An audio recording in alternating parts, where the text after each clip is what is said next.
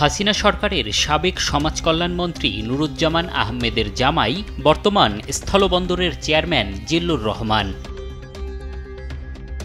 সরকার পতনের পর ৮ আগস্ট তড়িঘড়ি করে শেখ হাসিনার ঘনিষ্ঠ ছাত্রলীগ নেত্রী ফাতেমা আক্তার লাভলিকে বেনাপোল স্থলবন্দরের প্রশাসনিক কর্মকর্তা পদে নিয়োগ দেন জিল্লুর। অভিযোগ রয়েছে আওয়ামী লীগ নেতা ও সাবেক সমাজ কল্যাণ মন্ত্রী নুরুজ্জামানের নির্দেশনায় স্থলবন্দর থেকে আওয়ামী লীগের দুর্নীতিবাজ মন্ত্রী এমপিদের ভারত পাঠান জিল্লুর ও লাভলি। জিল্লুর রহমান ওনার বিরুদ্ধে সরকার পতনের পরে ৮ তারিখ উনি ইডেন মহিলা কলেজের ছাত্রলীগের সহসভাপতি ফাতেমা আক্তার লাভলিকে একটি কর্মস্থলে নিয়োগ করেছেন, যেটি হচ্ছে বেনাপোল স্থলবন্দর ওইখানে। আর ওনার ভাতিজাকেও নিয়োগ করেছেন তামাবিল স্থলবন্দরে। যার এর নিয়োগের মূল কারণ হচ্ছে ওনাদের এই দুজনের মাধ্যমে আওয়ামী লীগের বা স্বৈরাচার সরকারের যে দূষররা আছে ওদেরকে ভারত পাচার করার জন্য মোটা অঙ্কের অর্থের বিনিময়ে ভারতে পাচার করার সুব্যবস্থার কারণে। শ্বশুর জামাইয়ের অনিয়ম দুর্নীতি নতুন নয়।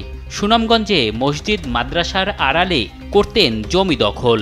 তাদের হাত থেকে বাঁচতে ২০১৭ সালে থানা পুলিশের দ্বারস্থ হয় স্থানীয়রা। বিচার না পেয়ে জেলা প্রশাসকের কাছেও অভিযোগ দেয় অনেকে। সেখানেও বিচার না পেয়ে জনপ্রশাসন প্রতিমন্ত্রীর কাছেও দেয়া হয় অভিযোগ। তবে আওয়ামী সরকারের মন্ত্রী আর তখন তার জামাই সচিব হওয়ায় কোনো সুরাহা হয়নি। উল্টো অভিযোগকারীরা বারবার আহত হয়েছে তাদের লাঠিয়াল বাহিনীর হাতে। ভূমি অফিসে ৩৮ দাগের উপরে অবজেকশন দিয়া আমার ৩৭ এবং ৩৮ দাগ উনি ওনার ক্ষমতা বলে উনি আমার কাছ থেকে নিয়ে গেছে। আমি আইনে কোনো ইয়া করছি না। আমার পুলিশিভাবে বিভিন্নভাবে হেরানি করা হয়েছে।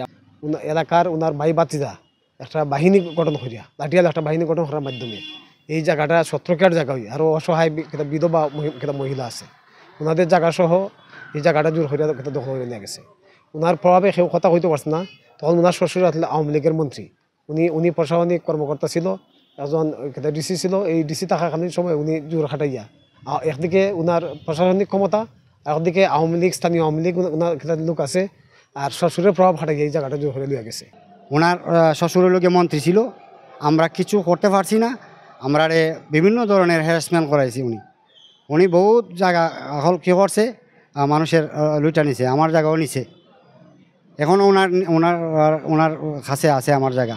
স্থলবন্দরকে লুটের রাজত্ব বানাতে জামাই জিল্লুরকে তদবির করে ২০২৩ সালে স্থলবন্দরের চেয়ারম্যান বানান হাসিনা সরকারের সাবেক সমাজ কল্যাণ মন্ত্রী নুরুজ্জামান। এম এ আজিম, দেশ টিভি, ঢাকা।